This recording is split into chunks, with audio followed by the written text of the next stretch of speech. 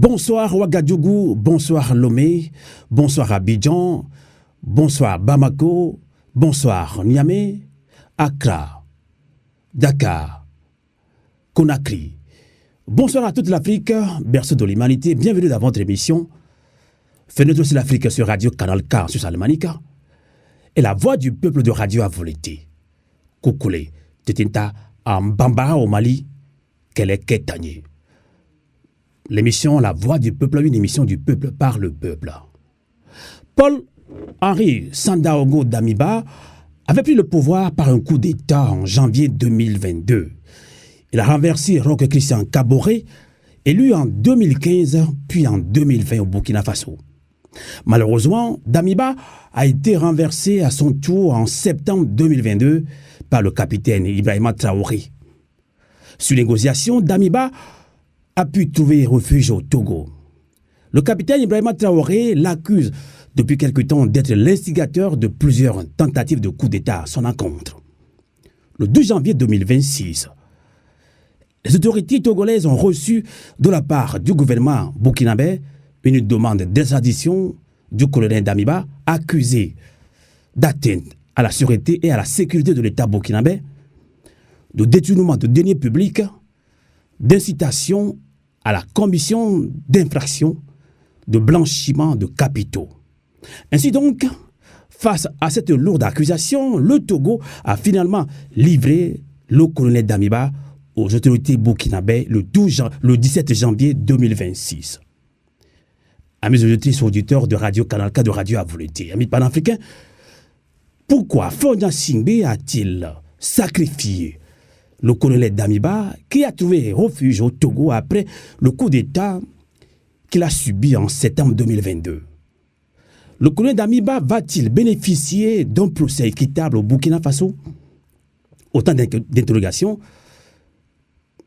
que va tenter de répondre notre invité, leader panafricain Tché Nyamasadi, Lawson Elo Refoumé et Gonale. Nous l'accueillons en ligne depuis le Canada. Bonjour et bonsoir, Tché.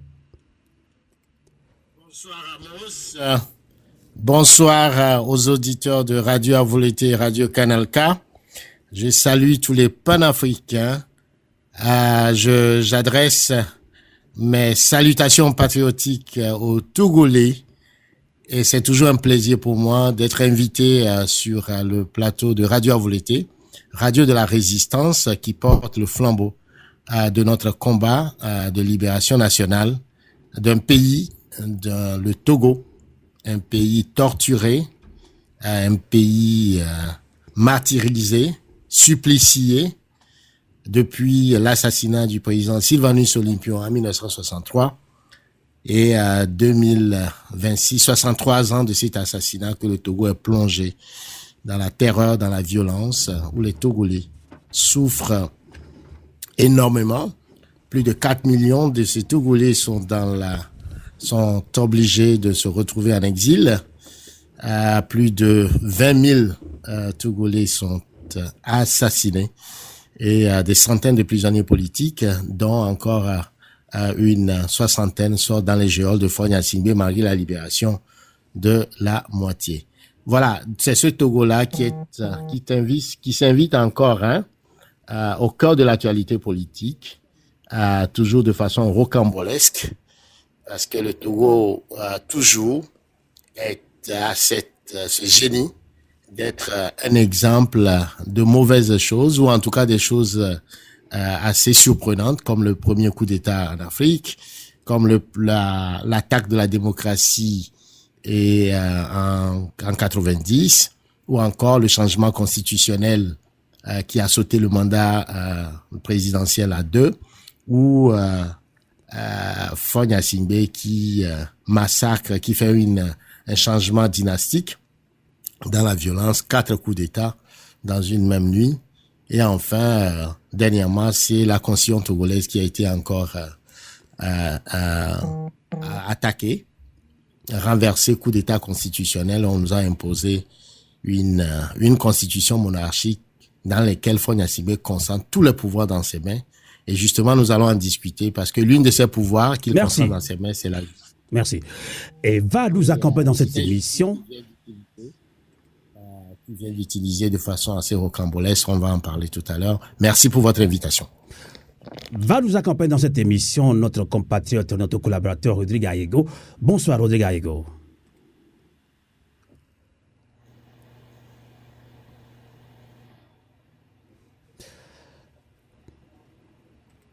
Cela me serait très difficile avec ce réseau de Rodrigue Ayego.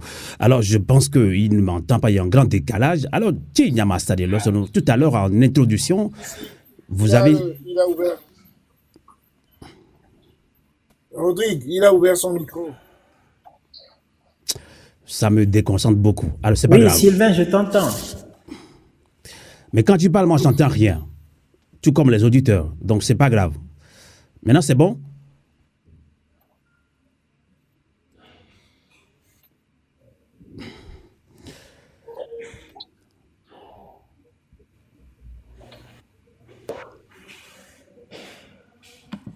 Allez, on va faire avec. Hein? On va faire avec. Donc, à sa faute, tu peux fermer le micro de Rodrigue, s'il te plaît. On va faire avec. Donc, bon, c'est pas sa faute. Donc, on peut pas. Allez. Alors, Tinya Marcelo Soleno, vous êtes leader panafricain, analyste politique togolais. Vous suivez de près cette extradition du colonel Damiba le 17 janvier, donc communiqué donc par le Togo et le Burkina Faso. En introduction, on ne va pas revenir, donc les auditeurs ont suivi ça aussi, tapoté, partagé. Donc finalement, on ne peut pas comprendre ce qui se passe, mais on arrive à décortiquer, analyser les informations qui nous sont parvenues. Vous aussi, vous avez fouillé. Damiba qui a trouvé refuge au Togo après un coup d'État militaire qu'il a subi. Et finalement... Et là, quand vous lisez le communiqué, vous allez aussi décortiquer tout à l'heure, quand vous lisez le communiqué du Burkina Faso, tout est question de mots, on agence des mots, il y a des accusations, voilà, blanchiment d'argent, c'est comme si on ne l'accuse pas parce qu'il a fait un, mais bon voilà, étant donné que Damiba trouve refuge au Togo, c'est déjà politique, ce n'est pas pour cette raison que le Burkina Faso demande cette extradition, mais la question de savoir pourquoi Faure Gnassingbé a attendu longtemps quand même avant d'extrader Damiba. Alors, c'est une très bonne question. Je pense que ce qui s'est passé au Togo avec l'extradition est quand même un séisme politique. Une situation assez rocambolesque sur le plan juridique et également ça va avoir des conséquences non seulement politiques mais également sur le plan géopolitique. On a l'impression que c'est un tournant assez majeur qui arrive dans le landerneau politique de la sous-région. Alors, vous avez posé la question de savoir pourquoi Faure Gnassingbé a attendu aussi longtemps. Alors, il faut savoir que déjà, en novembre 2024, il y avait eu un événement assez dramatique au Burkina. C'était le ministre de la Sécurité du Burkina Faso qui a révélé une tentative de coup d'État dont une des étapes serait le massacre de Barça Logo, ayant causé des centaines de pertes de vies humaines dans la population civile. Alors, ce drame absolument odieux, le lieutenant-colonel Damiba fait partie des personnes qui ont été suspectées d'avoir orchestré ces événements macabres. De plus, lors d'une récente interview, dans la même période, le président burkinabé, le capitaine Ibrahim Traoré, a informé l'opinion nationale et internationale des négociations en cours avec les autorités togolaises en vue de l'extradition du président Damiba en raison de son implication présumée dans le coup d'État manqué et l'agression terroriste barbare et odieuse de Barça Logo. Donc ça, déjà, nous sommes en 2024, et pour dire que ce n'est pas la première fois que les autorités burkinabées ont accusé le président Damiba de s'impliquer dans les attentats, les attaques terroristes et les velléités de coup d'État. Mais ces négociations ont duré pratiquement plus de 2 ans et je pense que la goutte d'eau qui a débordé le vase a été la tentative avortée du début janvier avec des éléments de preuve assez formels, assez probants. Je vous arrête tout de suite. Les éléments de preuve, est-ce que pour le moment, on n'a pas encore vu des preuves, hein, nous, vous et nous. Hein. Donc ça se parle entre pays et pays, le Burkina, le Togo. Est-ce que on vous a exhibé des preuves comme quoi, voilà, le Burkina Faso, ce ne sont que des allégations. Hein. Donc je ne sais pas s'ils ont apporté des preuves au gouvernement togolais quand même que Damiba préparait un coup d'État quand même.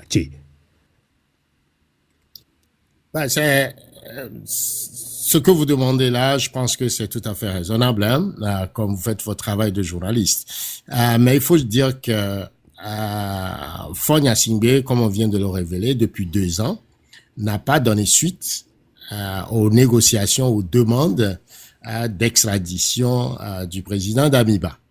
Alors, la dernière tentative de coup d'État qui a avorté, eh vous avez vu que les autorités burkinabées, et là, il faut les féliciter. Hein. Il y a eu du travail qui a été fait, un travail d'orfèvre en termes de documentation, en termes de renseignement militaire et en termes, je dirais, même d'infiltration. Et donc, tous ces éléments-là ont fait échouer la tentative de coup d'État du début janvier.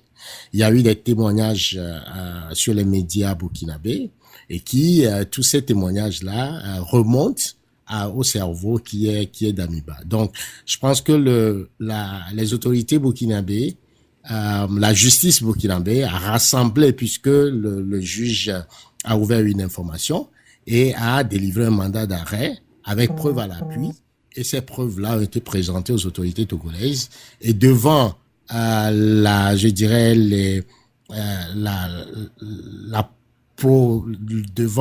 ces preuves qui sont des preuves assez probantes, hors de tout doute raisonnable, c'était difficile pour le gouvernement togolais de pouvoir reculer ou de ne pas accéder à la demande des autorités burkinabées.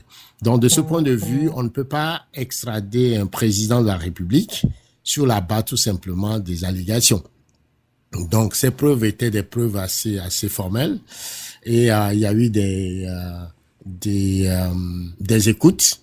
Il y a eu aussi des circuits d'argent. Il y a eu des armes.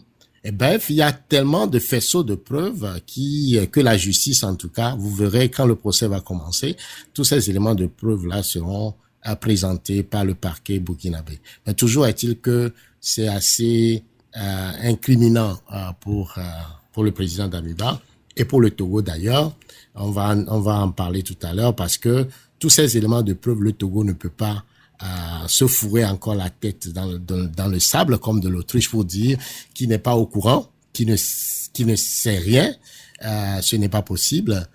Sinon, c'est une complicité avérée dans la volonté de déstabiliser le Burkina. Donc, de toute évidence, je pense que les autorités burkinabées ont fait un travail assez formidable pour présenter devant les autorités togolaises et la justice togolaise les preuves de l'implication présumée du président Damiba dans les tentatives de coup d'État de déstabilisation et surtout de terrorisme au Burkina. D'accord. Alors, tout cela, ce sont que des analyses que nous faisons avec vous, Niamassadi et Lorsonelo. Tout le monde attend ce procès avec des preuves à l'appui d'ailleurs. Alors, mais c'est quand même logique ce que vous venez d'avancer là dans cette émission, tapoter et partager. Bienvenue dans l'émission La Voix du Peuple, une émission du peuple par le peuple. Tapoter, partager sur Radio Canal K, sur Radio Avouleté. Donc, extradition de Damiba au Burkina Faso. Donc, Faure Gnassingbé a-t-il sacrifié?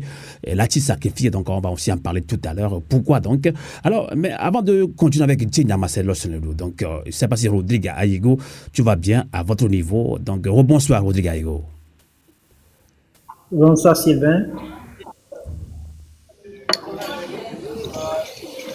Alors, est-ce que vous avez déjà eu une question à Tché? Avant peut-être de poser la question à Thierry, j'aimerais en tant que défenseur des droits humains, je pense qu'il nous revient aussi à nous, au vu de tout ce qui est risque que comporte cette affaire-là, de faire une analyse sur l'angle donc purement droit humain. Vous savez qu'aujourd'hui, on est dans une forêt d'allégations et tout ce qui est avancé comme argument dans les communications au niveau du Burkina Faso et au niveau du Togo sont donc des allégations et leur véracité ne pourra être démontrée qu'au cours d'un procès que le monde donc des défenseurs des droits humains voudrait équitable. Et cela interroge sur l'angle du droit international. Et vous savez que sur l'angle du droit international, on ne peut pas procéder à l'extradition de quiconque sur la base de ses opinions politiques. Et c'est pour ça d'ailleurs que ça interpelle, parce que quand vous prenez la communication du côté togolais, on a cité des délits de droit commun. Et pour ces délits de droit commun, encore que ce sont des allégations. Et du côté du Burkina Faso, les communications en amont ont commencé avec des influenceurs qui ont longuement cité Damiba comme étant commanditaire donc de différentes attaques donc pour le renversement du président Ibrahim Traoré. Et dans les communications officielles également, à chaque annonce d'État déjoué, on fait des communications qui citent également le nom de Paul-Henri Sandaogo Damiba comme étant instigateur. Alors, ce qui voudra dire que même si on considère la saisine dont fait cas les autorités togolaises dans leur communiqué officiel qui porterait sur le droit commun, l'analyse approfondie des contenus ou des mots-clés contenus dans les différentes communications pose problème. Et cela fait appel à des cas qui existent. Et sans aller loin, on peut évoquer le cas Hissène Habré. Et quand on fait face à ce genre de situation, le pays ne peut en aucun cas parler de garantie sur notamment le traitement humain et non dégradant à réserver à l'intéressé, ni à l'équité donc du procès qui pourrait avoir lieu. Et donc pour éviter tout risque d'atteinte donc à l'intégrité physique et de violation du droit de la personne, il est recommandé souvent que le pays qui a accepté d'accorder les îles puisse saisir d'autres juridictions plus compétentes afin d'enclencher la procédure de mise en place d'un tribunal ad hoc, ce qui a été le cas avec Hissène Habré au Sénégal. Et vous allez comprendre que c'est au Sénégal donc que Hissène Habré a été jugé. Il y a eu plusieurs autres cas comme ça. Maintenant, le danger que comporte cette affaire aujourd'hui, qui se rattache à la facilité avec laquelle on peut prendre un citoyen à Lomé et l'envoyer à Cotonou, on peut prendre un citoyen lambda pour ses opinions à Abidjan et l'envoyer à Cotonou, on peut prendre un citoyen lambda sur la base de ses opinions politiques de Bamako pour le retrouver à la prison civile de Lomé. Alors ça voudra dire que c'est l'épée de Damoclès qui pèse au-dessus de la tête donc de tous ces hommes, de toutes ces femmes qui sont contraints à l'exil, de vivre donc à l'extérieur, hors donc de leur pays de nationalité, à cause de leur opinion, parce que qui veut noyer son chien l'accuse de rage. On peut aujourd'hui avec beaucoup de facilité, connaissant ces régimes-là, coudre des habits à porter à des gens et à les extrader facilement pour le sort que personne ne peut maîtriser. Donc c'est sur cet angle-là, véritablement, que ça pose problème. Donc ce que l'État togolais devrait faire, à mon avis, c'était de s'assurer, parce qu'aujourd'hui, on a parlé d'engagement, personne n'a jusque-là exhibé un seul engagement. On devrait peut-être ouvrir des enquêtes indépendantes pour voir si effectivement les faits qui sont évoqués là sont avérés, parce qu'on parle de crimes, de détournement criminel de deniers publics, on parle d'enrichissement illicite criminel, on parle de corruption, on parle d'incitation à la commission de délits et crimes, on parle de recel aggravé et on parle de blanchiment de capitaux.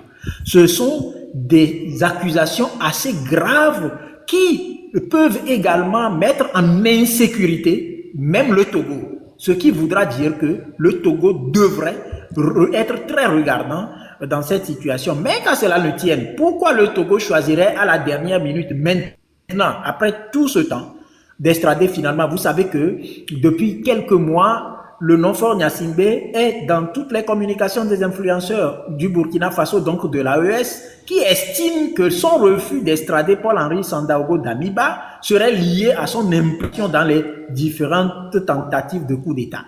Et donc, pour un Faure Gnassingbé qui voudrait bien qu'on lui porte ce que je peux appeler toge de panafricain, et qui n'est pas à sa mesure compte tenu de sa personnalité et de tout ce qu'il traîne comme passif et sa façon de diriger le Togo, alors là, sachant bien que ceux qui se revendiquent aujourd'hui le pouvoir de dire qui est panafricain ou pas viennent également de l'AES, du Cameroun, etc. Et vous avez vu, lors de la dernière conférence à Lomé, toute la panoplie de ces panafricanistes entre griffes qui étaient arrivés donc sur place. Et le faire aujourd'hui, à mon avis, serait une façon pour M. Faure Gnassingbé, dans la chasse de son intérêt personnel à lui, d'essayer de laver son image pour qu'on dise que il est véritablement panafricain. C'est pour ça qu'il a procédé à l'extradition de quelqu'un qui serait en passe de porter atteinte à l'intégrité physique d'un président Ibrahim Traoré, alors que eux tous sont des poutistes. C'est un peu ça l'analyse que je fais. Maintenant, voilà, je m'arrête là pour le moment. En tout cas, merci beaucoup, Rodrigue Gallego, de replanter le décor. Donc, Tinyamassari, l'autre leader panafricain, togolais d'ailleurs. Donc, des panafricains, vous pouvez nous rejoindre dans cette émission également. Et il y a Steve Rouya qui n'est plus à présenter. Surtout au Togolais d'ailleurs, Steve Rouya qui a été arrêté à Lomé au Togo et relâché il y a quelques semaines. Donc il vient de nous rejoindre. Donc on va lui donner la parole plus tard. D'abord notre invité, donc je dis tantôt que Rodrigue vient de replanter le décor. Alors selon le gouvernement togolais, donc il a extradé Damiba pour des motifs de droit commun, donc, mais de lourdes accusations. Mais pour les autorités burkinabées, donc on implique un petit peu, voilà, on l'accuse de tentative à la sûreté ou à la sécurité intérieure de l'État. On parle d'armes. Alors finalement, est-ce que Faure Gnassingbé, ce sont des analyses, hein, donc est-ce que Faure Gnassingbé a été sous pression d'Ibrahima Traoré? Où finalement il était contraint pour certains Togolais, donc il a sacrifié Damiba. À tel point de sacrifier Damiba? C'est la question que je voudrais poser quand même. Alors, il me semble que l'analyse de Rodrigue sur l'angle ou la perspective des droits de l'homme est tout à fait recevable. Quand vous êtes accusé, il faut absolument que la procédure suive les règles de droit et qu'on puisse vous garantir les conditions de justice équitable et de défense de défense avec un avocat et respecter la procédure judiciaire. Donc de ce point de vue, je pense que je suis tout à fait d'accord avec Rodrigue. Ceci étant dit, on ne peut pas l'analyser seulement sur la question des droits de l'homme. Il faut faire cette analyse-là sur le plan d'abord de la géopolitique et également sur le plan politique.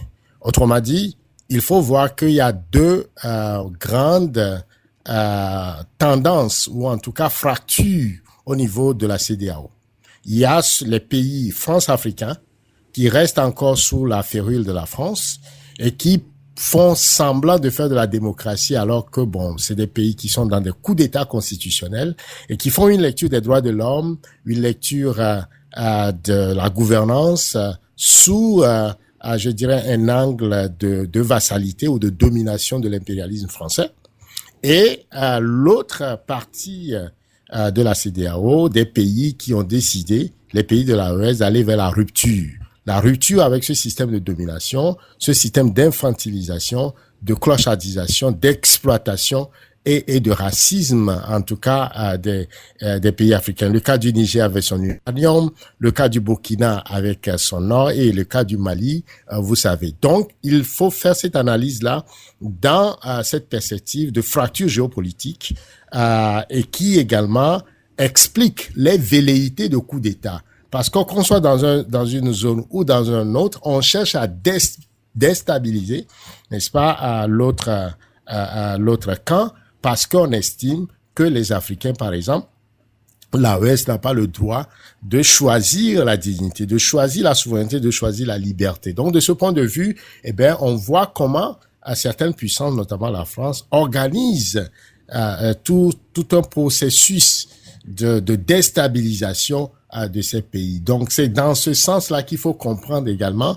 le cas Damiba, puisque Damiba, quand il a fait le coup d'État, il faut se rappeler que Damiba a fait le coup d'État à un régime démocratiquement élu, appuyé ou applaudi par la France, c'est-à-dire Roch Kaboré, qui a été élu démocratiquement.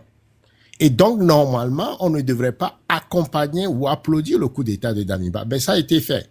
Et Damiba a été maintenant victime de coup d'État, avec une portion de l'armée ou des Burkinabés qui ne veulent plus rester dans cette forme d'hybridité avec la domination coloniale.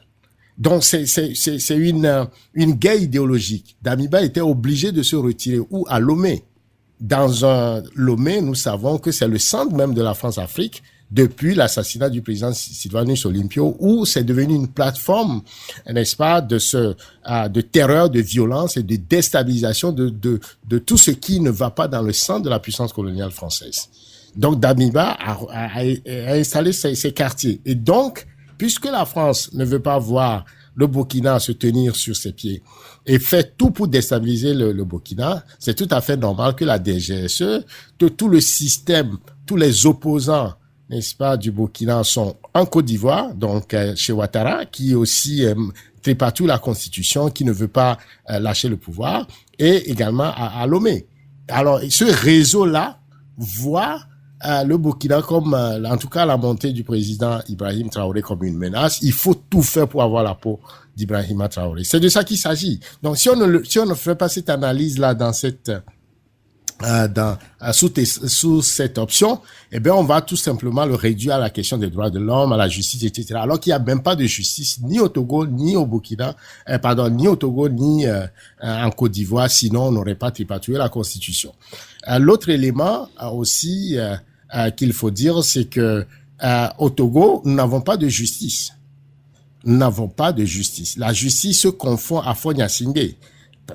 La constitution là qui vient de tripatouiller lui donne tous les pouvoirs. Et donc, la justice togolaise, quand elle veut, elle est à mort cérébrale. Elle met 7 ans à garder des détenus politiques de façon préventive. 7 ans. Sans les juger. Cette même justice est capable de se réveiller dans son coma et en 72 heures, extrader un président de la République.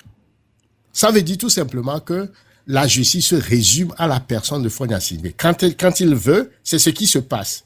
Et c'est là où nous apportons la critique à cette démarche, parce que c'est pas vraiment une démarche judiciaire, c'est une démarche de la volonté de... Tout à fait. Je veux te relancer. Alors, vu votre développement, le sujet, extradition de Damiba au Burkina Faso, Fonya-Singbe l'a-t-il sacrifié? Absolument. De notre point de vue, Fonya-Singbe l'a sacrifié. Pourquoi Fonya-Singbe l'a sacrifié? Damiba ne peut pas faire un coup d'État, tout ce qu'on lui reproche, sans que l'État togolais ne soit au courant. Ce n'est pas possible. Comment peut-on préparer un coup d'État, armer des gens, les circuits financiers, sans que les services de renseignement togolais n'ont rien vu venir pendant plus de 2 ans? Ce n'est pas possible. Alors, ça veut dire tout simplement que Fonya-Singbe est impliqué de la tête aux pieds dans cette tentative de coup d'État au nom de la France-Afrique. Puisqu'il a reçu Damiba, comme je viens de le dire, qui est le représentant de la France-Afrique. Donc, il est venu à la maison. En tout cas, Thier, je pense qu'on est d'accord que ce ne sont que des analyses quand même. On n'a pas de preuves. Ben non, on a des preuves. On a des preuves. Donc, Faure Gnassingbé est impliqué dans cette tentative de coup d'État. Le problème, c'est que quoi? Quand vous êtes un État et que vous couvez une rébellion ou un chef d'État ou quelqu'un, un militaire qui représente une menace pour un autre pays, eh bien, vous ne pouvez que le soutenir de façon cachée pour qu'il réussisse. Mais s'il ne réussit pas, vous ne pouvez pas en tant qu'État assumer la rébellion. Vous ne pouvez pas en tant qu'État assumer le coup d'État. Sinon, vous avez des problèmes sur le plan à cause des accords internationaux. Vous voyez? Et donc, Faure Gnassingbé ne peut pas assumer de façon directe, effectivement, que son pays sert de base arrière à toutes les velléités de déstabilisation du Burkina Faso. Donc, il y a eu une première tentative qui a échoué, une deuxième tentative, et Damiba, on l'a bien informé que c'est la troisième tentative. Si ça échoue, ben tu dois payer les pots cassés. Et Damiba a encore échoué. Et à partir de là, Faure Gnassingbé ne peut pas se sacrifier pour lui. Il a préféré sacrifier plutôt Damiba et se tirer d'affaire. Mais Faure Gnassingbé n'est pas tiré d'affaire parce que le procès va parler. On va découvrir les circuits financiers. On va découvrir Damiba est un militaire. Donc, qui a financé? C'est quoi la chaîne de commandement? Qui sont les personnes impliquées? Et donc, toutes ces étapes-là vont être mises en nu par le procès. Les complicités, les commandements et tout ça. Et on verra que l'État togolais est impliqué jusqu'au cou. Même si, en sacrifiant Damiba, c'est une façon de se tirer d'affaire, ça ne fait pas en sorte que Faure Gnassingbé va se tirer d'affaire, Non. Il est responsable de ce qui s'est passé. Il est responsable de ce coup, de notre point de vue. Et il faudrait absolument que les panafricains ouvrent les yeux. Ce n'est pas parce qu'il a sacrifié Damiba qu'il va pouvoir sortir d'affaire. Voilà ce que je peux dire essentiellement sur la chose. D'accord. Sur le sujet. Donc, je pense que vous assumez pleinement vos analyses ici, qui sont en tout cas logiques. Hein. Donc, alors, pourquoi Faure Gnassingbé l'a sacrifié? S'il a décidé finalement de le sacrifier, il y a une raison quand même. Avant de relancer, avant de donner la parole aussi à ceux qui vont aussi participer à cette émission, il y a Steve Rouya, il y a Elise Vibe aussi. Donc, pourquoi selon vous, Faure Gnassingbé était obligé finalement de le sacrifier? Il y a une raison quand même. Parce que le coup d'État a échoué. Le coup d'État a échoué. Ce coup d'État, puisque le coup d'État a échoué, ben voilà, c'est un militaire, il a échoué. À partir de là, on doit tirer les conclusions et on doit pouvoir le sacrifier pour sauver l'honneur du Togo, pour sauver le fait que Faure Gnassingbé ne soit pas accusé de complicité. Je vais rappeler aux Togolais exactement le même fait arrivé à l'opposition togolaise. Il fut un moment dans notre résistance, eh bien, le président Rollis nous a accompagné l'opposition togolaise, le côté le plus radical, disons-le comme ça. Mais on nous a donné des opportunités pour réussir. Il y a eu premier échec, deuxième échec, troisième échec. À chaque fois qu'il y a échec, il y a des mains criées partout dans le monde, accusaient Jerry John Rollis de pouvoir être en train de supporter une rébellion. Et c'était difficilement défendable à l'international. Et donc, à la dernière tentative, Rollis a bien mis les Togolais en garde, mais quand ça a échoué, eh bien, Rollis a tout simplement arrêté tout et fait arrêter des gens, et ça a été la débandade. Donc, c'est ça. Quand on vous donne une chance d'agir et que vous échouez, eh bien, vous allez assumer. Donc, c'est ce qu'il faut en train de faire. Il a sacrifié Damiba pour se tirer d'affaire et se protéger. Voilà.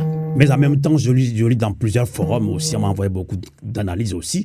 Il peut y avoir encore une raison que Faure Gnassingbé veut mettre en confiance l'AES par cette action de livrer, de sacrifier Damiba. Être en confiance avec les chefs d'État de l'AES quand même. Alors, avant de donner la parole maintenant à ceux qui peuvent aussi participer à cette émission, je ne sais pas si tu as quelque chose à dire par rapport à ça, parce que Faure Gnassingbé, en livrant ou en sacrifiant Damiba aux yeux de certains panafricains de l'AES, Faure Gnassingbé a bien agi alors, en tant que panafricain.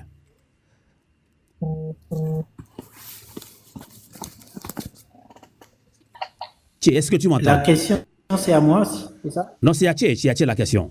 C'est Yaché la question. Il m'a pas suivi. Oui, ben, est-ce que Dacibi a bien fait? La question, en réalité, il faut le voir sous deux angles. Pour les Burkinabés, pour la sécurité du Burkina, c'est une bonne chose. Vous voyez? Pour l'AES, pour le mouvement souverainiste, c'est une bonne chose. Parce qu'on ne peut pas laisser des opposants à la souveraineté de l'AES continuer par utiliser les pays côtiers comme base arrière de déstabilisation. Donc, c'est une bonne information. C'est une bonne chose. Maintenant, pour Fonya Singbe, c'est du machiavélisme pur. C'est-à-dire que il avait soutenu Damiba pour que Damiba réussisse. C'est parce que Damiba a échoué qu'il se débarrasse de lui comme si de rien n'était pour jouer tout simplement je dirais, à la Vierge effarouchée. Mais en réalité, Fonya Singbe est diabolique. Il est dans les deux, c'est-à-dire qu'il joue sur les deux tableaux. D'un côté, il a supporté Damiba. De l'autre côté, il s'est débarrassé de lui pour jouer. Moi, il faudrait que l'AES, ou en tout cas les Burkinabés, restent vigilants. C'est pas parce qu'il a livré Damiba qu'il a un saint. Ils vont encore repenser à un autre plan. Et ce plan-là vise absolument à déstabiliser l'AES. Donc, ils doivent rester vigilants. Le fait d'avoir sacrifié Damiba, c'est tout simplement une façon de se cacher, mais il y a un autre plan qui est en préparation, toujours pour déstabiliser l'AES, parce que ça vient de l'impérialisme français. On ne veut pas voir les Noirs tenir, avoir la souveraineté, la dignité et être libres par eux-mêmes. C'est pas une question pour eux acceptable. Sinon, le Togo ne serait pas depuis 63 ans sous la férule d'une dictature, d'une terreur, tout simplement parce que le président Sylvanus Olympio a choisi l'indépendance, la liberté, la souveraineté. C'est de ça qu'il s'agit. C'est la question de la souveraineté qui est au cœur de tout ce dispositif. Il y a certains Africains qui préfèrent être dans la logique de cette domination coloniale. D'autres disent non, il faut changer. Il faut se libérer. C'est de ça qu'il s'agit. Merci, Thierry. Alors, avant de donner la parole maintenant à Steve Rouillard, je pense qu'il est encore là, à Rodrigue Gallego, notre correspondant, notre collaborateur dans cette émission, Radio La Voix de la Résistance du Peuple Togolais, Canal K. Vous avez suivi tout à l'heure Thierry Nyamassadi, le leader panafricain, analyste politique togolais, puisqu'il s'agit du Togo et du Burkina Faso. Donc, on a bien voulu inviter des acteurs politiques burkinabés dans cette émission, mais il se méfie un petit peu parce que on va le dire tout à l'heure, parce qu'au Burkina, il y a peu de liberté d'expression. Ça, c'est le cas quand même. Donc, nous ont raconté pas mal de Burkinabés, des journalistes, des confrères. Ils ont rapporté qu'ils ont très peur maintenant. C'est là. Et pour eux, c'est une dictature aussi, hein, qui ne dit pas son nom au Burkina Faso. Donc, on n'a pas de preuves, mais ce sont certains Burkinabés qui le disent. Alors, Rodrigue, donc, Fonya Singbe a finalement sacrifié Damiba, selon aussi Thierry Nyamassadi, comme beaucoup d'autres Africains également. Selon eux, Fonya Singbe a sacrifié Damiba. Il y a une raison, Rodrigue Gallego. Oui, dans un premier temps, il faut préciser que je continue de fonder mes analyses sur l'angle des droits humains en tant que défenseur des droits humains. Vous savez que dans notre monde, on n'a jamais prôné la cession au pouvoir par des voies antidémocratiques. Et les coups d'État sont donc des voies antidémocratiques. Et quand tu prends par exemple les histoires d'élections frauduleuses, les histoires de multiples mandats à la tête des États, et là-bas je veux citer par exemple la Côte d'Ivoire avec Alassane Ouattara, le Togo avec Fonya Singbe, et dans l'AES aujourd'hui, ce qui se joue, c'est du même pipe, même tabac.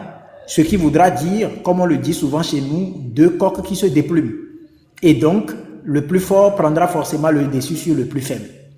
Maintenant, je suis togolais et je n'aimerais pas, par exemple, voir mon pays héberger quelqu'un qui veut déstabiliser un autre pays. Parce que, je le dis clairement, ça nous met en insécurité totale. Imaginez par exemple qu'on lance par exemple l'assaut et qu'on dise qu'il y a riposte, ça va atteindre forcément, ça va dépasser, franchir les frontières togolaises et Dieu seul sait ce que cela va créer comme dégâts. Mais il y a une question fondamentale qui se pose. Quelles étaient les garanties données à l'époque par le Togo pour que Paul-Henri Sandaogo Damiba accepte de venir rester au Togo?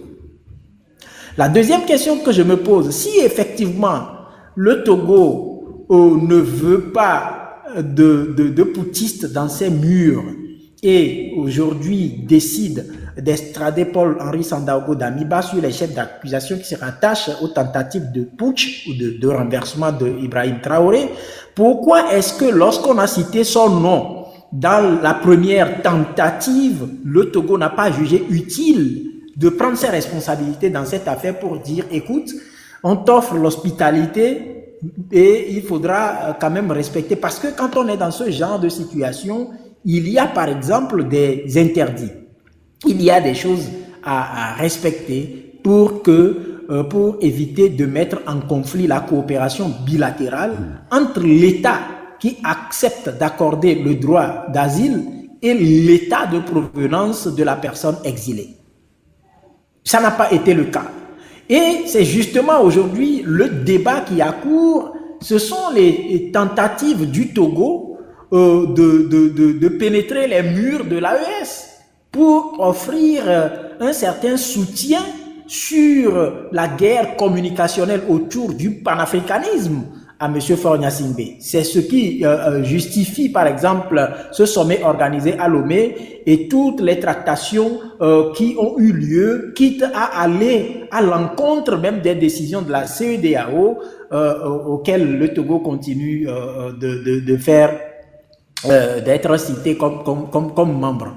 Alors, ça voudra dire tout simplement qu'aujourd'hui, il y a un élément fondamental qui justifierait effectivement cette décision subite-là de dire, écoutez, d'abord on procède à l'arrestation de la personne. Selon nos informations, quand on parle, on cite la cour d'appel, on n'a jamais cité par exemple un avocat qui aurait assisté l'intéressé, qui l'aurait défendu à la cour d'appel, parce que la défense devrait commencer par ici. Parce que j'ai évoqué tout à l'heure les chefs d'accusation et les garanties sur papier ne suffiraient pas. C'est pour ça que dans le droit international, sur le plan purement droit humain, comme je le dis, l'équité donc d'un procès devrait commencer par la procédure enclenchée ici, qui a abouti à son extradition. Tel n'est pas le cas. Et donc, clairement, on peut dire que Paul-Henri Sandaogo Damiba est sacrifié sur l'autel donc des ambitions de M. Faure Gnassingbé d'être un panafricaniste, de ne plus être cité par les influenceurs du FASO et de l'AES comme un anti-panafricaniste, et de voir si, comme il lorgne les fauteuils de l'AES, qu'il puisse se garantir une certaine voie vers effectivement cette entité-là qui aujourd'hui fonde son existence sur la guerre contre l'impérialisme et donc qui joue les cartes de panafricanisme pour avancer dans ses démarches. Rodrigue Gallego, merci pour votre analyse. Vous qui venez de nous rejoindre, tapoter, partager rapidement. Vous êtes dans l'émission La Voix du Peuple, une émission du peuple par le peuple. Nous discutons de ce thème pour le colonel Damiba qui a trouvé refuge au Togo, finalement extradé le 17 janvier dernier au Burkina Faso. Faure Gnassingbé l'a-t-il sacrifié? Alors, tapoter, partager. On accueille maintenant Steve Royard. Bonsoir Steve Royard.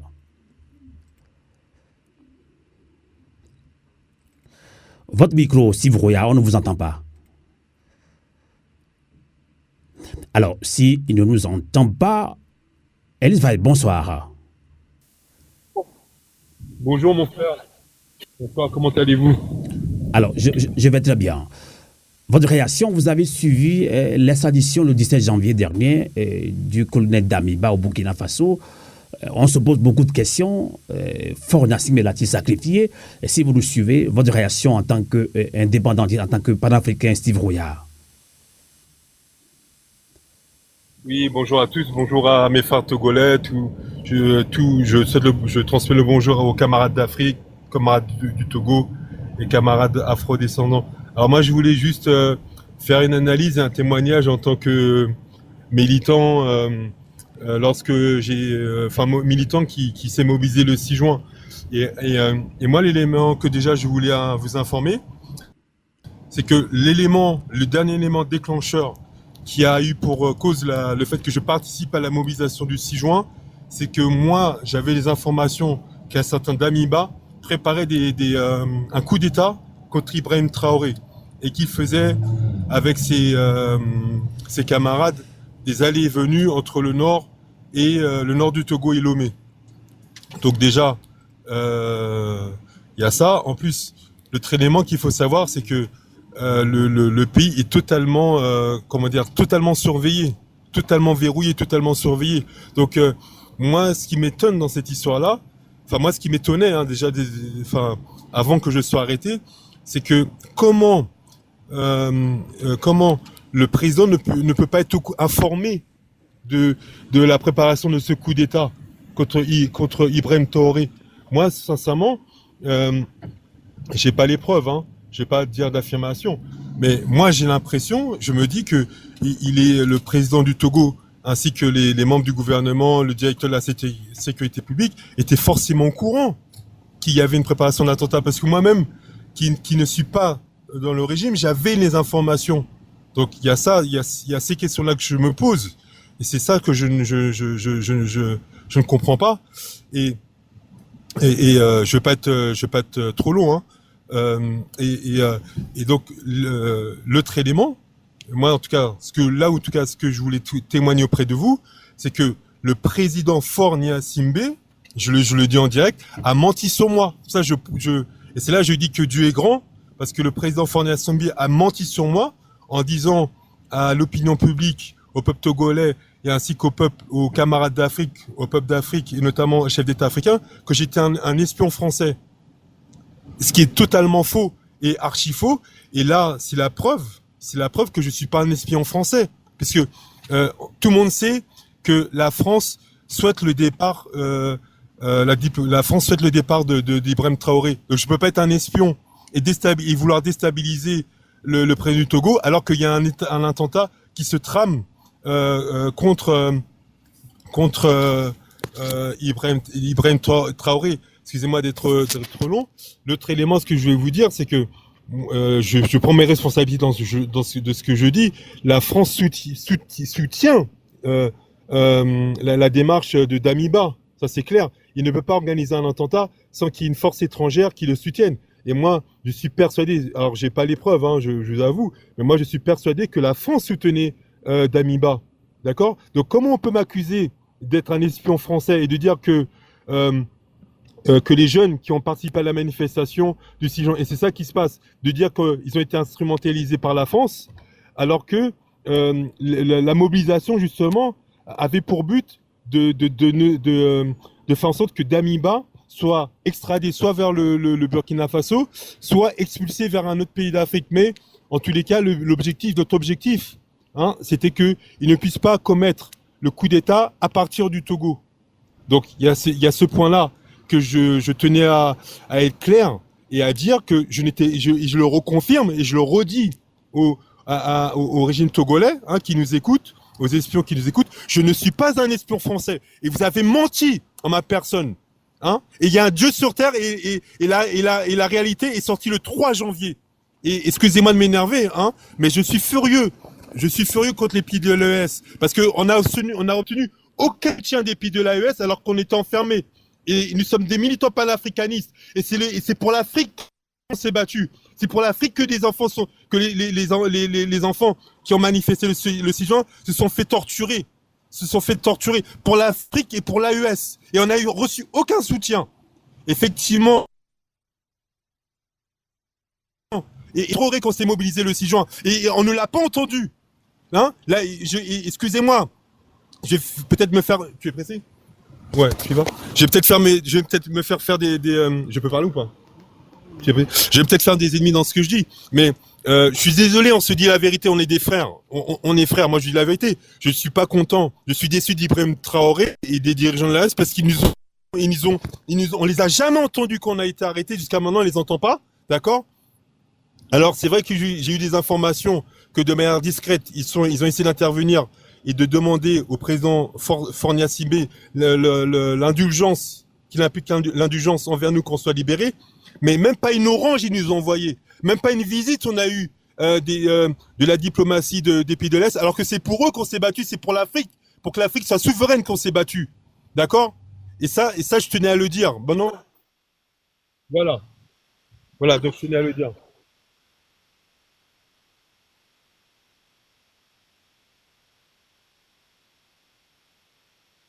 Non. Alors, dernier point, donc, Mhm. le 3 Allez-y. janvier, le 3 janvier, la 3 janvier, la réalité est sortie. Vous m'entendez? Donc le 3 janvier, la réalité est sortie. Et effectivement, ben, comme dit comme fait, ben, Damiba, il a fait son coup d'État. Et heureusement, c'est pas passé. Et c'est passé de peu. C'est passé de peu. Et aujourd'hui, aujourd'hui, les pays de l'AES se rendent compte que le président Fané Assimé a menti. Et effectivement, comme ils se sont rendus compte qu'il a menti à mon égard et à l'égard des jeunes du 6 juin, donc forcément, ben là, il n'y avait plus de discussion possible. Il était obligé d'extrader Damiba. Parce que ils se sont rendus compte qu'il aura menti. Il a menti sur nous, il a menti sur les jeunes. Donc, à un moment donné, ils ont bien compris que il y avait plus de donc le président du D'accord. Togo n'avait Mhm. plus de choix que Merci. de le transférer. Merci Steve D'accord? Royard. Je vous remercie. Merci. Merci. À très bientôt. Donc on va vous descendre. Donc il y a pas mal de demandes. Merci et bonne soirée. Alors, Eric Valls, bonsoir. Ok. Désolé. Hein. Bonsoir Amos. Bonsoir Amos et bonsoir aux panélistes. Bonsoir à tous ceux qui nous écoutent. Je suis ce sujet d'Amiba est un sujet assez intéressant pour moi parce que ça révèle un certain nombre de choses et j'espère que nos concitoyens sont en train de bien analyser ce qui se passe. Et pour moi, Monsieur Faure Gnassingbé a été pris à son propre jeu. Ce jeu d'équilibriste, essayer de dire oui, un pied dans l'AES, un pied dans la CEDEAO et tout. Il a été pris à son propre jeu. Et son statut de médiateur, d'homme de paix, et qui recueille les gens, qui Togo, terre d'accueil et tout, machin, tout ça, est mis à rude preuve dans cette histoire de Damiba. D'abord, j'aimerais dire, depuis quand faire un coup d'État devient au Burkina un fait criminel? Ibrahim Traoré a bien fait un coup d'État et c'est devenu un fait salvateur avec Damiba.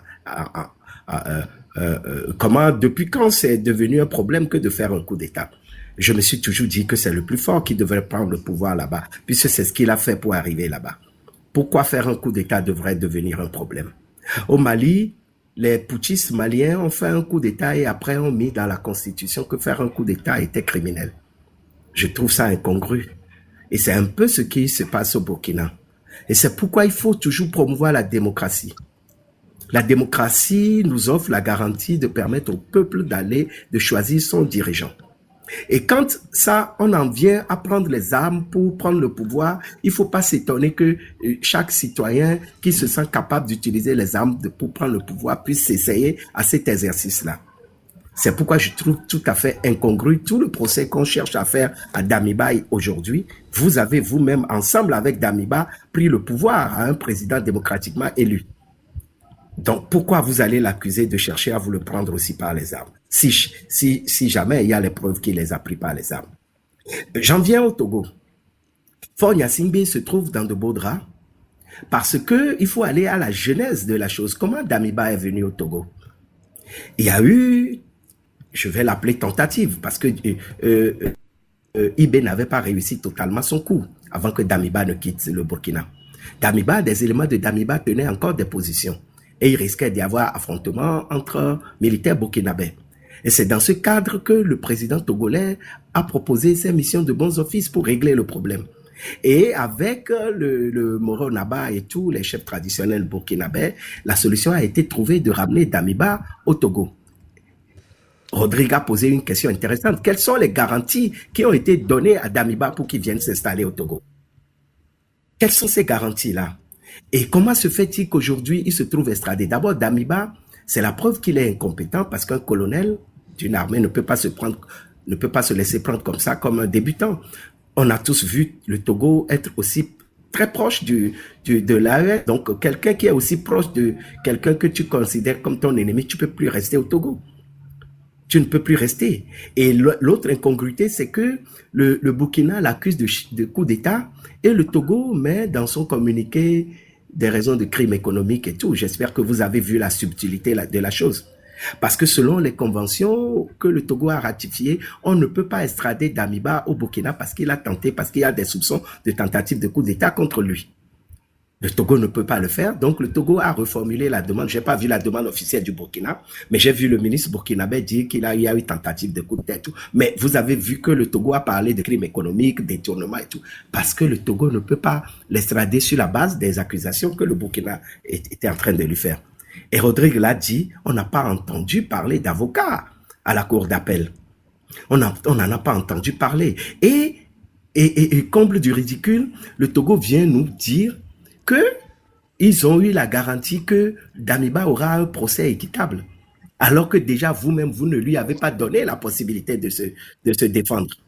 Et mieux, vous l'envoyez dans un pays où le chef suprême, le président, met les magistrats en exil. Les magistrats vont en exil, les magistrats vont au front. Et il y a eu l'affaire Adja, la guérisseuse Adja, pour ceux qui suivent l'actualité du Burkina, que des magistrats ont condamné, mais que les militaires sont intervenus pour libérer.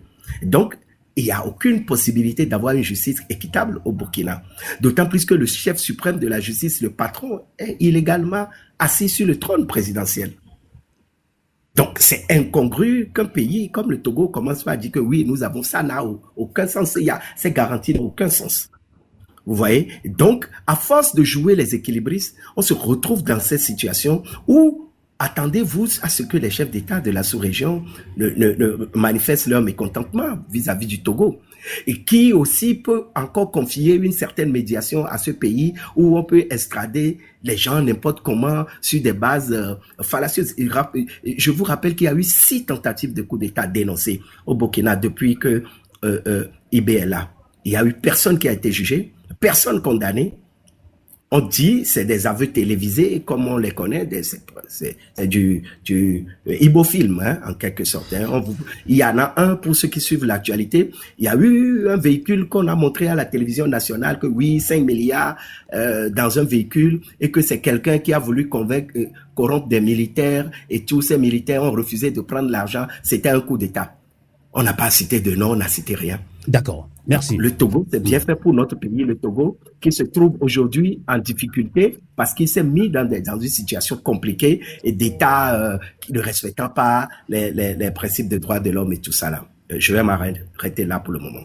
Merci Eric Var. Donc pour vous aussi, il est bien vrai que dans cette situation, Faure Gnassingbé a sacrifié le colonel Damiba. Alors notre invité est de retour parmi nous, Nyama Sadi, Loss le Refoumé. Il est leader panafricain, analyste politique, il est togolais d'ailleurs. Donc, je l'ai annoncé tout à l'heure mais je l'avais dit à l'entente de cette émission, de ce débat citoyen, débat panafricain également, que nous avons bien voulu recevoir au moins un leader politique burkinabé. Non, mais il se méfie beaucoup parce qu'au Burkina, c'est la chasse à l'homme. C'est ce qui nous est rapporté.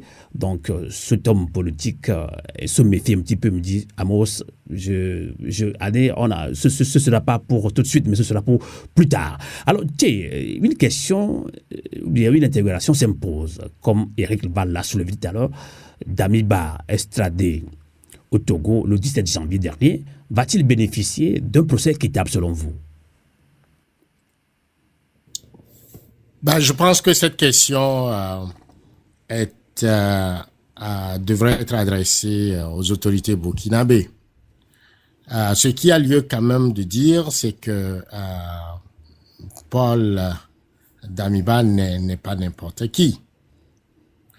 Et c'est vrai qu'on lui reproche des choses qui sont assez graves. On parle de haute trahison, d'atteinte à la sûreté de l'État, de tentatives répétées de coups d'État, de complicité d'actes terroristes, de massacres de Barça-Logo. On parle également de blanchiment d'argent, de crimes économiques. Donc, c'est des chefs d'accusation extrêmement graves qui ne sont pas tout simplement que des accusations politiques. Ce sont des crimes contre la nation. De ce point de vue, le procès va être le procès du siècle. Et ce genre de procès, on ne l'aborde pas à la légère parce que ça va pouvoir avoir un effet, je dirais plutôt une bombe à retardement.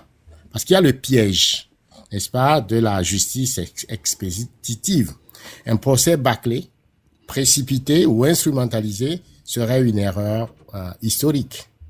La vengeance politique ne produira jamais la stabilité, surtout pour un pays comme le Burkina Faso, qui est habitué au coup d'État. Je pense que dans toute son histoire, on n'a eu que 2 présidents civils. Donc, de ce point de vue, je pense que la justice sélective va préparer à une prochaine crise. Donc, de mon point de vue, il va falloir que l'État burkinabé puisse assurer à ce procès-là, toutes les conditions, n'est-ce pas, d'équité, de justice. Il s'agit de savoir si la vérité sera dite jusqu'au bout, si la justice sera rendue sans peur ni favoritisme, ou si le procès servira simplement à refermer une page sans la lire. Ce qui est certain, c'est que si Damiba est jugé sans équité, le pays va hériter du ressentiment. Parce que le Damiba a toujours des éléments, il a été chef d'État.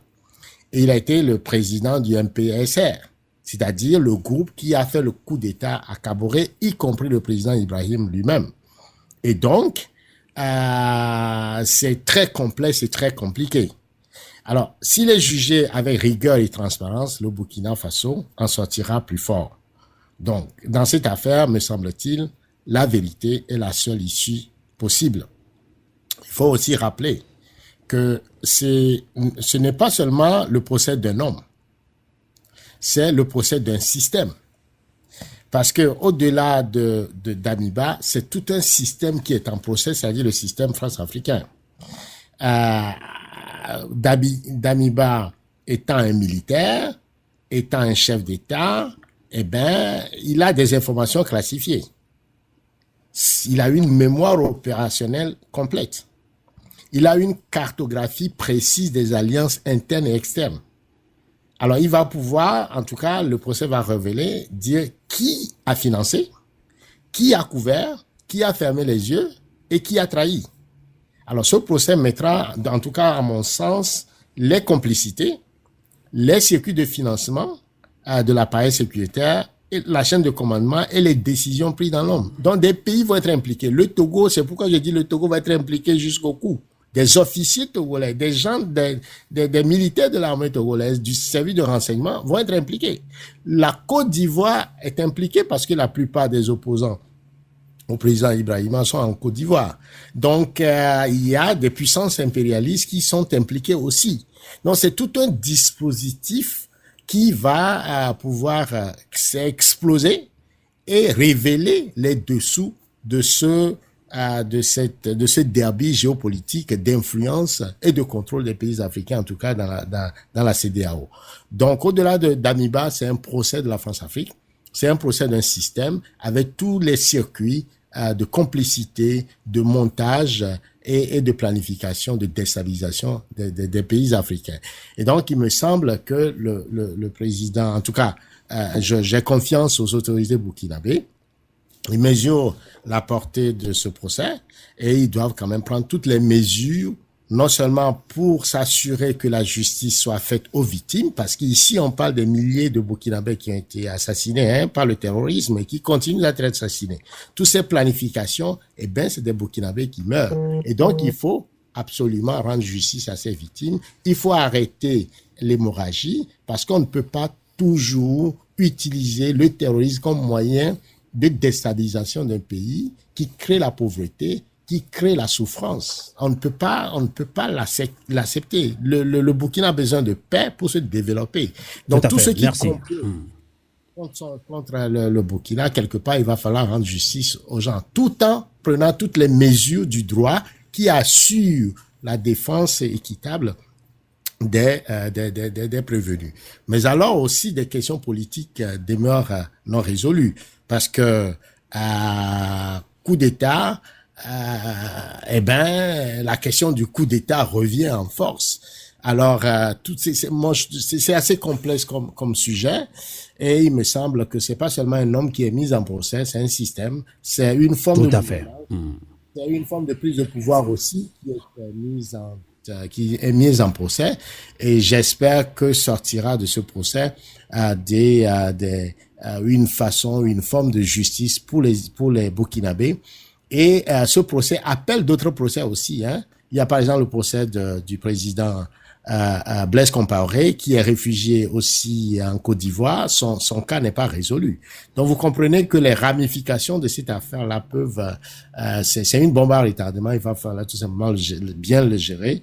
Et c'est seulement des conditions équitables, la justice et le respect de la vie humaine qui vont être peut-être des instruments de mesure pour que la communauté internationale, en tout cas ceux qui sont contre l'AES, ne trouvent pas prétexte de pouvoir aussi continuer à utiliser des velléités de déstabilisation contre ces pays qui ont choisi la souveraineté, la liberté, la dignité des Africains.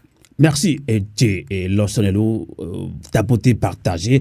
Débat panafricain, débat citoyen, extradition le 17 janvier dernier du colonel Damiba au Burkina Faso. Faure Gnassingbé l'a-t-il sacrifié? Également dans cette émission, nous accueillons en ligne depuis Lomé Fovi Katakou. Bonsoir.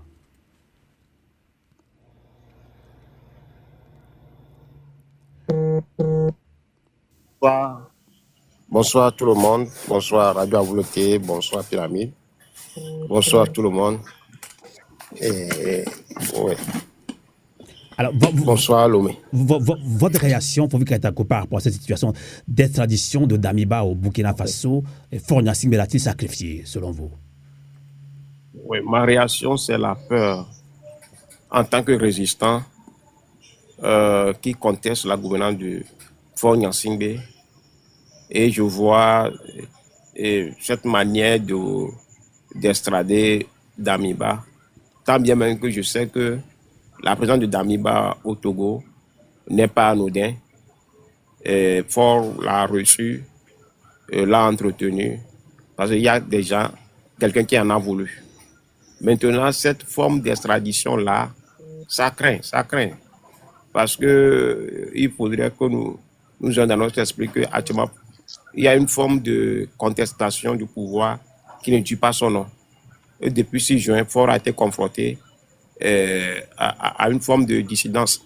Des gens commencent à prendre la parole pour interroger sur la gouvernance du système en place. Et beaucoup de ceux qui prennent la parole, certes, il y a des gens du terrain, de Lomé, il y a aussi des gens de l'extérieur. Et surtout, nous qui vivons ici au Togo, il y a certains frères et sœurs qui sont au Burkina, qui sont au Mali, etc. Donc, si on arrive à amener Damiba comme ça, imaginons si un Togolais, par exemple, qui fait un crochet au Burkina Faso, ou bien, il prend l'avion doit passer par le Burkina Faso, et l'avion doit faire 4 heures avant de décoller. Et ce Togolais-là, pas méga, dit qu'il va faire un peu le tour dans la ville. On peut l'extrader facilement. C'est un citoyen simple qui prend la parole. Donc, pour moi, c'est un peu inquiétant. Et aussi, il faudrait qu'on n'a pas de légitimité. Faure sait que jamais les Togolais ne vont pas l'apprécier. Donc, il est en train de quémander le soutien numérique des influenceurs de ces pays de l'AOS-là. Je ne veux pas dire qu'il est en train de demander la légitimité chez le peuple de Burkina Faso, parce que ce qui se passe réellement au Burkina Faso, les gens le chassent, et même au Mali, etc.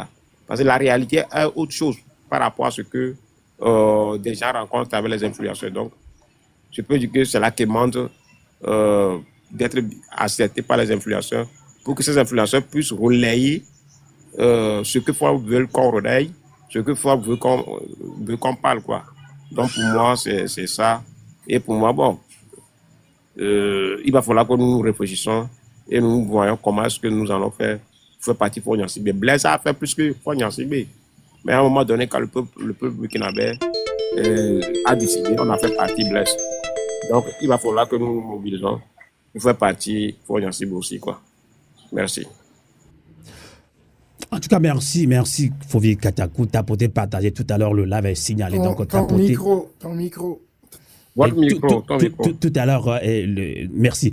Le live tout à l'heure a été attaqué, donc tapoté, partagé. Donc vous comprenez, vous maîtrisez mieux TikTok que nous, donc tapoté pour rendre virale cette émission. Nous tirons vers la fin de cette émission, on va conclure rapidement. Alors vous avez lâché le mot, nous peuple.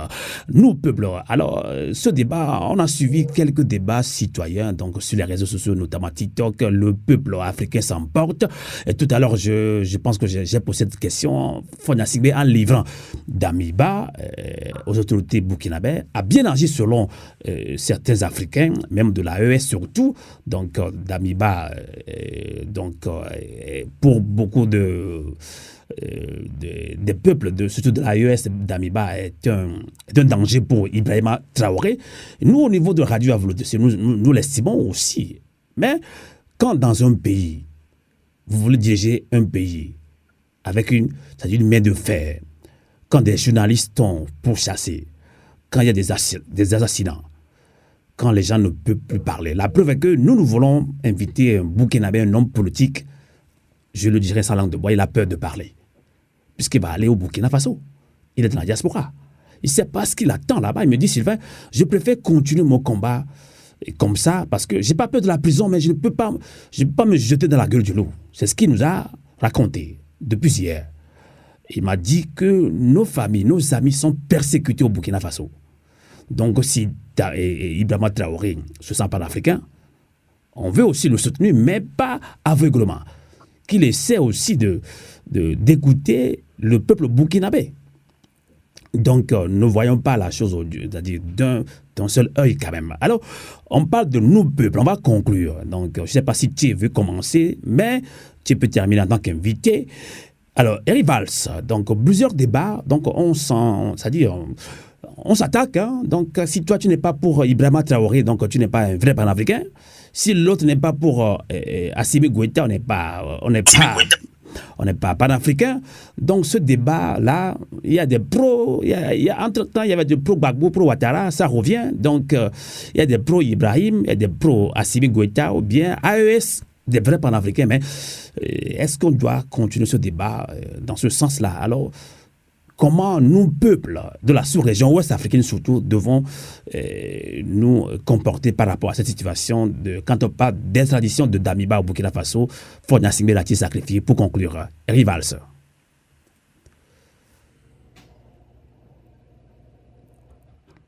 Oui, avant de répondre directement à votre question, j'aimerais me prononcer brièvement sur la possibilité pour Damiba d'avoir une justice équitable. Personnellement, j'en doute fortement. Suivez les communiqués de Reporters sans frontières et de toutes les organisations de défense des droits de l'homme. La situation des droits de l'homme au Burkina est très critique. Que ce soit les magistrats, les journalistes, il n'y a pas de possibilité de contester le pouvoir d'Ibrahim Traoré. Au nom d'une révolution, d'une lutte contre l'impérialisme, on se permet tout est permis. Et pour moi, ça devient problématique. L'intelligence africaine devrait quand même pouvoir bien réfléchir sur cette question et ne pas tomber dans ce piège trop simpliste du panafricanisme. D'ailleurs, Monsieur Fonia Singbe se targue de l'habit de panafricanisme aujourd'hui. Il suffit aujourd'hui de dire à bas la France et à bas ceci, et puis on se dit ok, c'est du panafricanisme, donc il est bon, tout lui est permis. Non. Nous ne devons pas permettre ça. Et je doute fort que Damiba puisse bénéficier d'un procès équitable. Je me demande même s'il pourra y avoir procès un jour. Mon mot de fin sera pour répondre à votre question que j'oublie un peu, mais je dis juste que notre priorité, c'est notre continent. Moi, en tant que Togolais, ma priorité, c'est le Togo. Ne nous laissons pas avoir par ces sirènes de panafricanisme qui, la plupart du temps, sont faux. Hein? C'est dangereux, c'est la nouvelle trouvaille de nos dictatures pour nous berner et pour tout se permettre. Je ne suis pas contre notre souveraineté, notre envie et alors de nous défaire de toute ingérence extérieure. Mais que cela se fasse dans la vérité, hein, qu'on ne vienne pas nous servir un narratif comme quoi, ok, tel est venu au pouvoir, il a dit à bas la France, donc c'est un panafricanisme. Prenons garde à cela, de ne pas tomber dans ce piège. Et c'est devant nous ici que M. Fonia Singbe a commencé par parler de cette histoire de panafricanisme et les gens devant nous ont commencé par le qualifier ainsi que M. Doucet et autres. Prenons garde à cette question. J'espère un jour on aura un débat sérieux sur le panafricanisme sur votre panel et moi je pourrais me prononcer parce que cette question me taraude l'esprit. Sur notre radio, moi le panel là, le mot là, ça me gêne un petit peu. Nous sommes radio quand même. Sur notre radio, sur TikTok. Oui, sur votre radio. Sur TikTok, je suis le plus content. Voilà, merci. Merci Eric Valls, merci infiniment. Alors, avant de donner la parole aussi, je pense qu'il y a Songué. Bon, le nom, c'est compliqué, hein, Songué Bédor, mais c'est compliqué vos noms sur TikTok. Bonsoir, votre réaction. Bonsoir la famille, je vous remercie frère Amos et tous les compatriotes.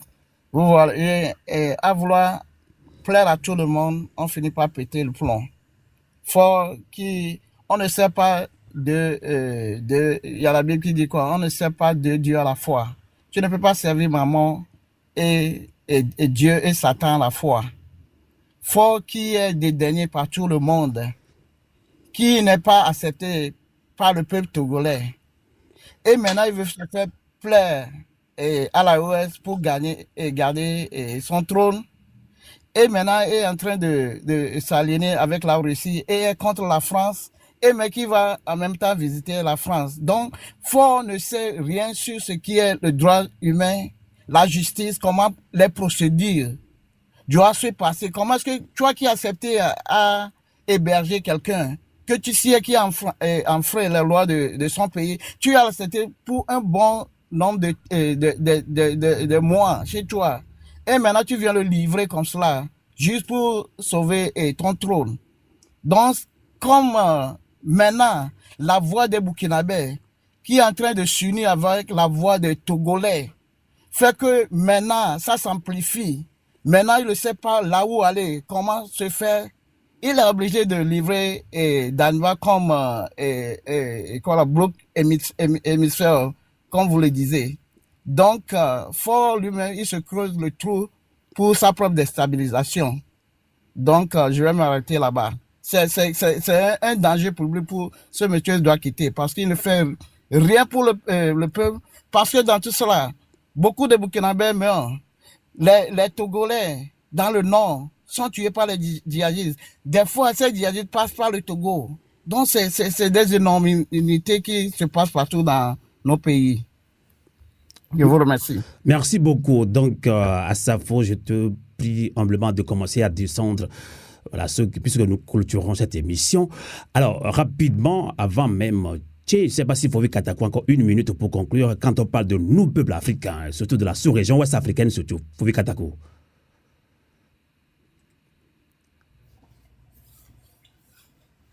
Moi, je vais dire aux uns aux autres que tant que le régime togolais est là et on fait semblant comme si le peuple togolais n'existe pas et on fait semblant comme si les dirigeants togolais sont des gens qui sont pour le bien-être de l'être humain.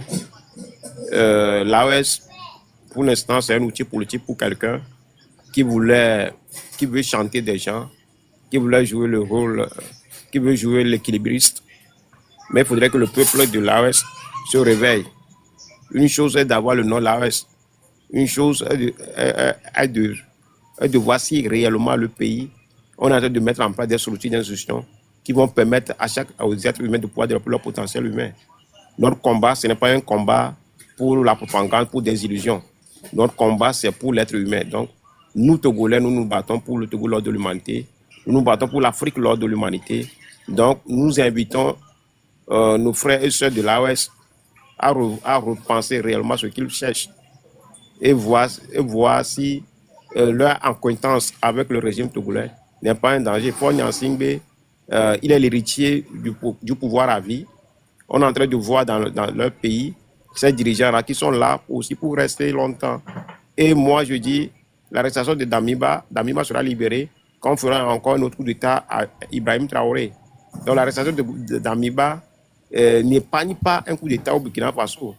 Le Burkina Faso sera épargné par un coup d'État quand on va asseoir des structures d'instruction où aucun enfant de Burkinabé n'aura pas besoin de prendre des armes pour venir au pouvoir. Donc, il revient aux dirigeants actuels de faire asseoir un système où plus jamais un Burkinabé ne va pas penser que lui il a besoin de l'arme avant de venir au pouvoir. Je m'arrête là. Merci beaucoup, Fouvi Katakour, de votre participation à cette émission, débat panafricain, débat citoyen d'ailleurs, en ligne depuis Lomé. On conclut avec notre invité, Tchidjama Salelo, le leader panafricain. Donc, ce débat divise extradition le 17 janvier dernier du colonel Damiba au Burkina Faso. Fonyassime l'a-t-il sacrifié? Pour vous, oui, il a sacrifié. Aussi, pratiquement pour ceux qui sont intervenus dans cette émission, pour eux, oui, voilà, fort à sacrifier Damiba. Alors, ce débat divise aussi entre nous, peuples africains. Alors, comment revoir nos copies de communication, nos sensibilisations pour qu'on parle surtout d'une mobilisation générale pour, comme le dirait l'autre, la CEDEAO des peuples. Pour conclure. Oui, vous avez absolument raison, Amos. Je pense qu'il faut aborder ce sujet avec ce que j'appelle l'analyse politique, c'est-à-dire l'examination des faits avec éclairage sur les causes et les conséquences, en étant détaché émotionnellement de la réalité et avoir comme objectif vraiment le bien-être des peuples. Alors, Damiba est un fusible que Fonyassingbe a sacrifié. C'est évident, pour se sauver lui-même et aussi pour garder une forme d'amitié avec les pays de l'AES, parce qu'on voit une forme de dérivation, de glissement d'un régime autoritaire, d'un régime autocratique vers ce type de panafricanisme qui n'est pas réellement du panafricanisme, c'est plutôt une arnaque au panafricanisme qui consiste tout simplement à martyriser son peuple, à les exploiter, à ne pas leur reconnaître les droits les plus élémentaires. Je rappelle que le panafricanisme est de l'humanisme fondamental, c'est-à-dire la dignité des peuples africains sur leur terre et en dehors du continent africain, puisque ce peuple africain a été martyrisé, a été génocidé par les systèmes de violence qui ont pris la forme de l'esclavage, de la colonisation, de la néocolonisation. Donc la dignité de l'être humain rétablie, c'est-à-dire manger à sa faim, choisir ses dirigeants, avoir la liberté de penser et aussi d'épanouissement. Mais ces dirigeants placés justement par les systèmes de domination, par exemple, Fonyassingbe ou la famille Yassingbe participent à déshumaniser les Africains. Le cas des prisonniers politiques en est la preuve. Donc, de mon point de vue, il faut pas, à cause du fait que les dirigeants africains ou certaines personnes font du panafricanisme de business, que nous devrions jeter le panafricanisme. Non. C'est pas parce que quelqu'un galvaude le panafricanisme que le panafricanisme n'est pas bon. Donc, il faut faire la nuance, ce distinguo important entre les choses. Le panafricanisme demeure tout simplement la religion des Africains de rétablir leur dignité face à ce système d'oppression et de domination. Maintenant, il faut savoir que ceux qui en abusent ou ceux qui l'utilisent pour leur propre égoïsme ou leur propre narcissisme, comme Fonyassingbe, il faut savoir les dénoncer. Ce qu'il y a lieu aussi de dire, Amos, avec cette coopération judiciaire entre le Togo et le Burkina, eh ben, si le Burkina peut obtenir aussi facilement l'extradition d'un chef d'État, vous imaginez les défenseurs des droits de l'homme ou encore ceux qui se battent pour un Togo libre, démocratique et prospère, que Fonyassingbe considère étant une menace. Et la justice togolaise peut tout simplement envoyer une mission de rogatoire et exiger leur transfert, et ça va se faire comme très très facilement. Donc c'est là où il y a le danger aussi, parce que l'AES doit comprendre que le Togo, tout état de cause, reste une dictature, une tyrannie qui ne travaille pas pour le bien-être des Africains. Alors, si l'AES veut réellement s'inscrire dans la libération de l'Afrique, dans le panafricanisme, on ne peut pas faire ami-ami avec des dictatures ou des formes de tyrannie qui déshumanisent les Africains au nom des intérêts. Donc, un Damiba transféré au Burkina pour répondre des chefs d'accusation qu'on lui reproche ne fait pas de Fort un allié, ne fait pas de Fort un panafricain, ne fait pas de Fort tout simplement un saint. il faudrait que l'opinion de l'AOS fasse attention de ne pas le transformer tout simplement en un saint pour avoir à sacrifier Damiba. Il a fait pour son propre gloriole, il a fait pour sauver son pouvoir. Mais la bonne nouvelle, et je termine là, la bonne nouvelle pour le peuple togolais, c'est que Faure Gnassingbé vient de rompre avec le totem france-africain. On ne livre pas, n'est-ce pas, on ne livre pas les partisans ou du moins les membres de la secte france-africaine. Pour avoir fait ça, avoir fait cette rupture avec la logique france-africaine, Faure Gnassingbé se met lui-même en danger aujourd'hui. Et ils doivent pouvoir le payer. Et c'est une bonne nouvelle pour les Togolais parce que la France-Afrique va réagir d'une certaine façon et on va pouvoir, Faure Gnassingbé ne sortira pas indemne de cette trahison entre guillemets du totem France-africain qui consiste à se protéger et à protéger les siens. Donc en livrant Damiba, il fait peut-être il fait honneur à l'AOS, mais ses amis france-africains sont en colère. Et donc, on va pouvoir lui remettre la monnaie. Et cette monnaie va être une opportunité pour le peuple togolais de se débarrasser d'une dictature qui dure plutôt 60 ans. C'est donc, pour moi, une belle occasion pour pouvoir se débarrasser de Faure Gnassingbé. Et donc, c'est un appel à tous ceux qui l'ont soutenu depuis des années, à la France qui a continué par fermer les yeux sur ce régime, à tous ceux qui aujourd'hui parlent de démocratie, tant que Faure Gnassingbé sera là, c'est ce qui va se passer, vous l'avez vu, et donc c'est l'occasion de se débarrasser de lui. Et en se débarrassant de lui, le peuple togolais aura sa liberté, sa souveraineté, et comme ça, le peuple togolais peut en toute souveraineté, décider quel pays, quel peuple, quel panafricanisme soutenir. Il ne faut pas oublier que le peuple togolais était déjà en avance sur le panafricanisme, puisque le président Sylvanus Olympio a déjà porté toutes les valeurs du panafricanisme bien avant la plupart des peuples africains. Donc, de ce point de vue, je pense que avec cette trahison de Faure Gnassingbé, ce sacrifice qu'il a fait de Damiba, il s'est sacrifié lui-même. Et il faut que le peuple togolais se mobilise pour le dégager. Je pense que c'est la voie à suivre. Et je suis convaincu que Faure va tomber à cause de cette erreur monumentale qu'il vient de faire. Merci infiniment, Thierry Nyamasadi. Et je rappelle que vous avez une double casquette, mais en gros, pour vous présenter, vous êtes leader panafricain. Vous intervenez sur plusieurs chaînes panafricaines d'ailleurs. Donc, merci, bravo à vous pour la restauration de l'Afrique. Vous êtes aussi analyste politique. On rappelle que vous êtes aussi un des responsables du mouvement Pyramide qui accentue sa résistance sur la résistance et la rupture. Et merci infiniment, Thierry, et à très bientôt. Donc, on va aussi maintenant conclure avec ceux qui collaborent avec Radio Avulete. Keleketanye. Donc, Keleketanye, c'est en Bambara. Donc, Maman Dédé, est-ce que vous avez une réaction après avoir écouté presque tous les intervenants et aussi notre invité, Maman Dédé? Vous avez maximum 2 minutes, s'il vous plaît. Oui, merci Amos. D'abord, je tiens à remercier tous les intervenants. Leur analyse, que ce soit sur l'angle humaniste et juridique ou politique, est très pertinent. J'espère que les panélistes ont pu en tirer ont pu forger leur propre opinion.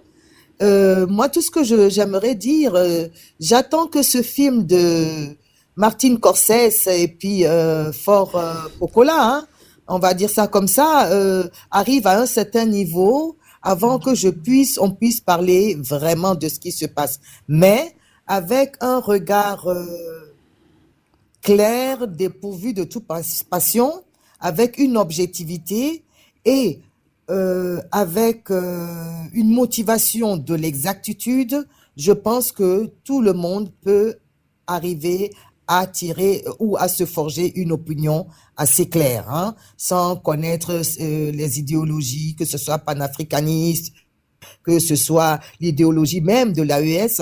Je pense que un regard clair, dépourvu de toute subjectivité, peut nous amener tout un chacun à se forger une opinion.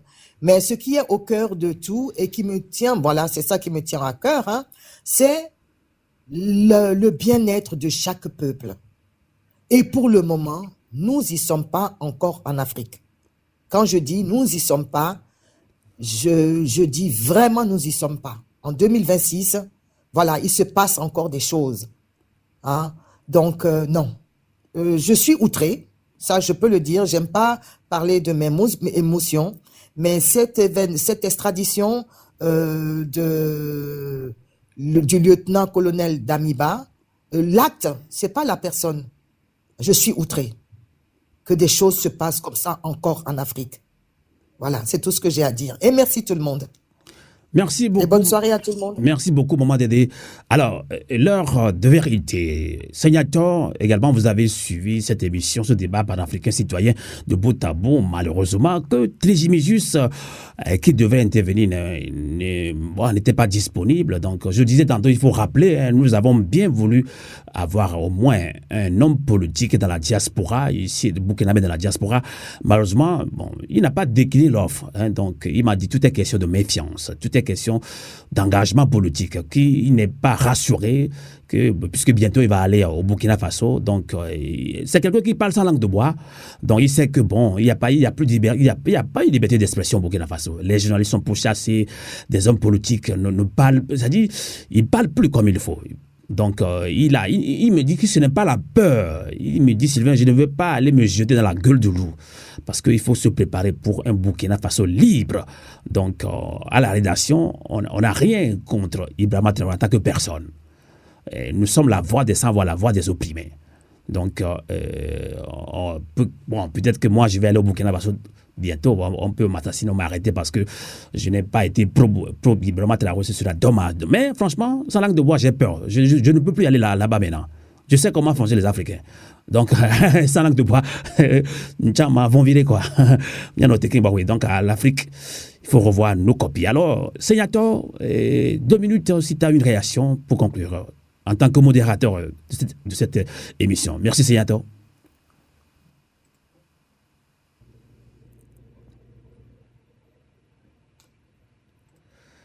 Oh, sénateur, s'il te plaît, ton micro. Ou bien il n'est pas là.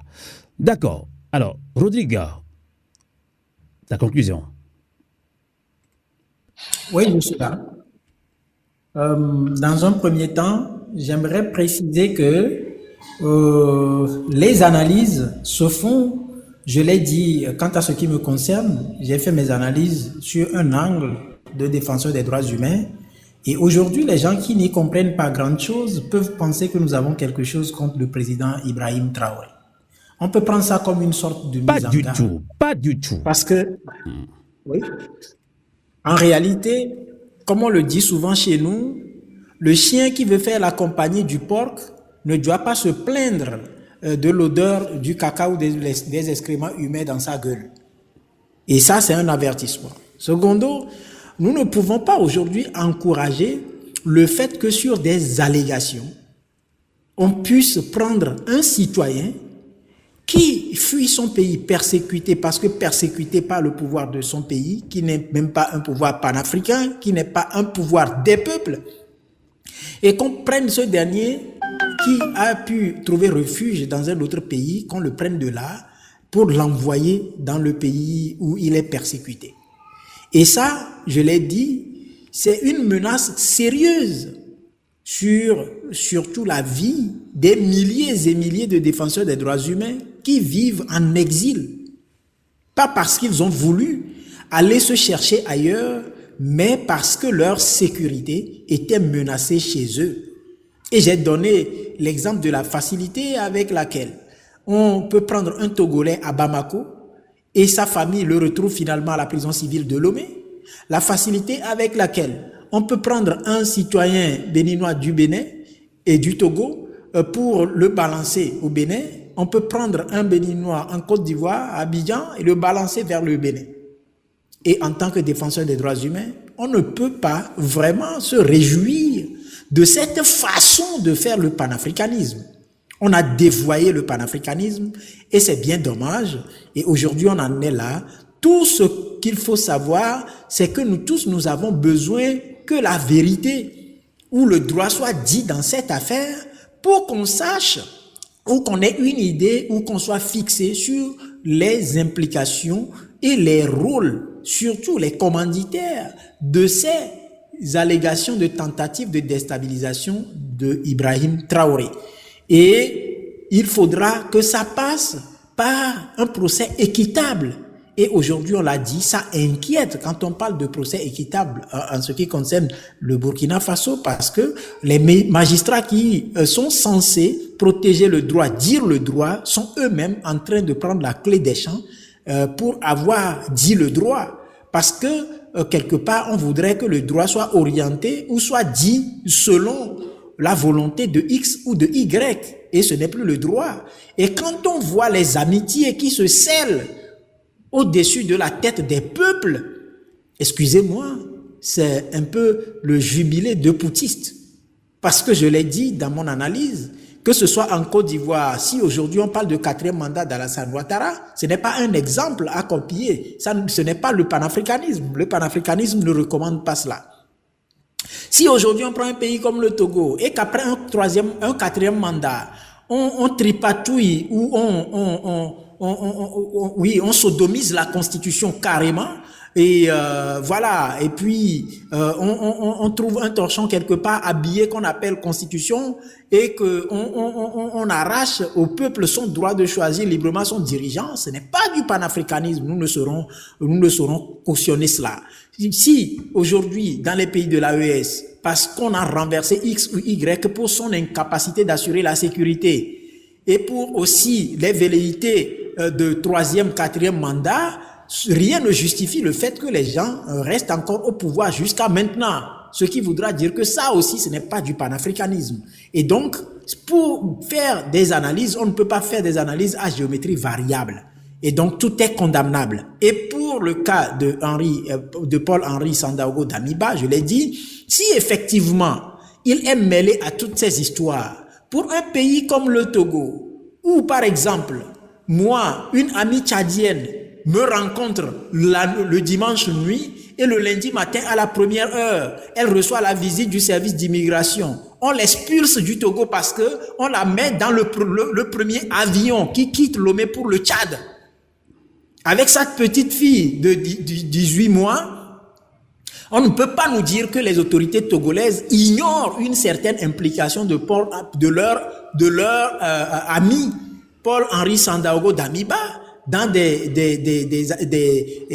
projets de tentatives de déstabilisation, et que ce soit maintenant qu'on choisisse ou qu'on se rende compte et qu'on choisisse de l'extrader vers le Burkina Faso. Donc, autant de couacs qui nous demandent à lancer un appel à vigilance aux peuples africains que nous sommes, au peuple togolais, au peuple du Burkina Faso, peuple du Mali, peuple du Niger, peuple du Sénégal, au peuple du Bénin, de la Côte d'Ivoire, etc. que nous sommes, parce que les dirigeants sont dans un syndicat. Hier, on parlait de syndicat de chefs d'État au niveau de la CEDEAO, mais aujourd'hui, on peut également parler de syndicat de chefs d'État au niveau de l'AES.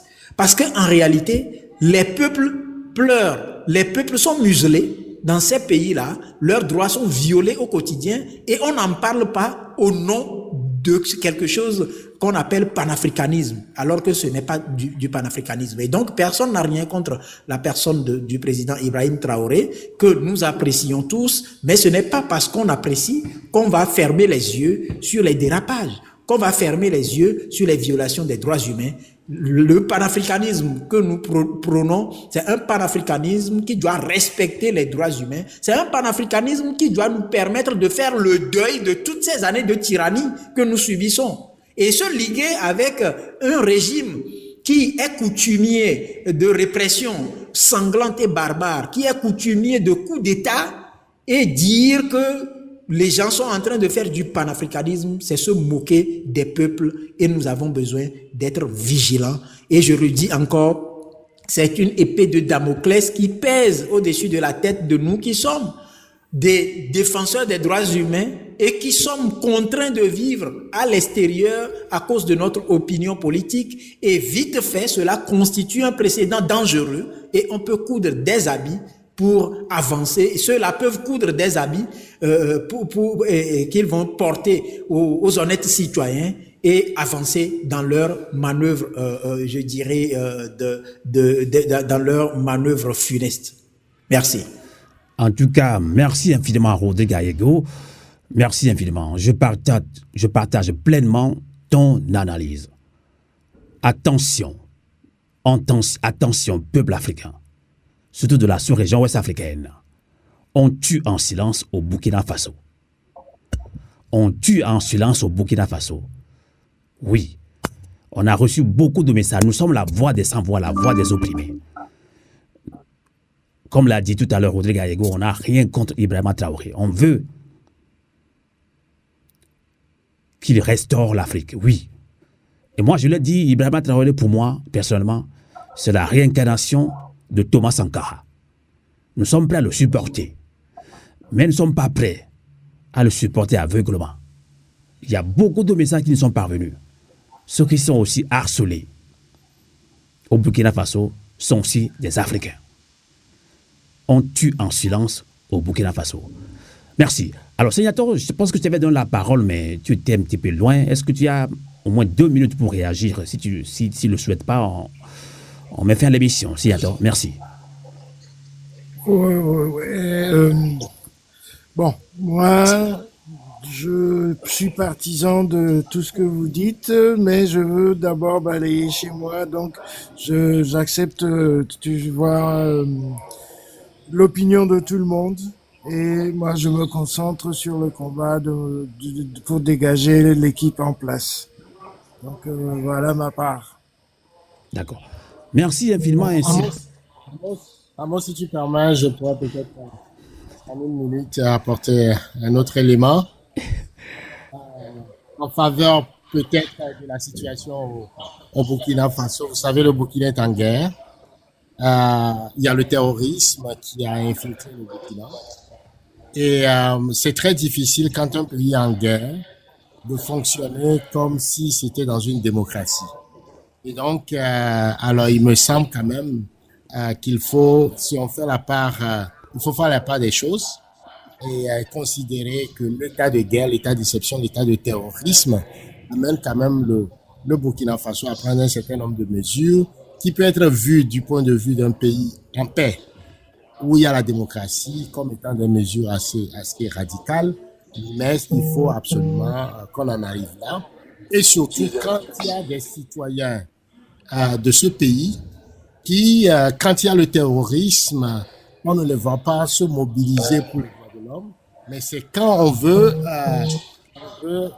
mettre fin au terrorisme, on prend les mesures contre le terrorisme, qu'on les voit tout simplement évoquer les questions de droits de l'homme, etc. Donc, c'est quand même un débat assez complexe, mais de toute évidence, les Africains doivent sortir d'une forme d'aliénation mentale pour pouvoir défendre la vie, défendre leur sécurité et défendre le bien-être de leur peuple, sans nécessairement être tout simplement en train de faire le perroquet de ce que dit les systèmes de domination qui nous ont divisés jusqu'à présent. Je voudrais juste apporter cet élément quand même en faveur de la politique qui se mène au Burkina en temps de guerre. Merci infiniment. Analyse partagée également. Je le dis tantôt, nous sommes aussi un fan d'Ibrahima Traoré. On l'estime beaucoup, c'est un jeune. Je l'ai dit, c'est la réincarnation de Thomas Sankara. Mais, de grâce, qu'il écoute aussi le peuple burkinabé. C'est tout ce qu'on dit aussi au niveau de Radio Afro-L'été. Donc ainsi prend fin cette émission. Merci de l'avoir suivi. Merci à tous ceux qui sont intervenus ici. Merci à Eric Valls. Merci au Guadeloupéen Steve Rouillard. Merci à notre invité Thierry Nyamaselo Sonelou. Merci à Fovi Katakou. Merci à nos modérateurs. Merci à vous surtout qui avez tapoté, partagé. Entre-temps, cette émission a été attaquée. C'est grâce à vous. C'est grâce à vos tapotages. Merci à ceux qui ont aussi offert des cadeaux pour soutenir Radio Afro-L'été. Vous devez le faire beaucoup plus souvent parce que c'est notre radio de résistance. Alors, pour conclure, je voudrais paraphraser l'historien burkinabé Kizerbo qui a dit ceci. Nan Lara en Sara. C'est dans une langue locale de Burkina Faso. Sûrement que les Burkinabés sont en bas et nous écoutent. Nan Lara en Sara. Ce qui veut dire en français, si nous nous couchons, nous sommes morts. Africains, Réveillons-nous. Bonsoir.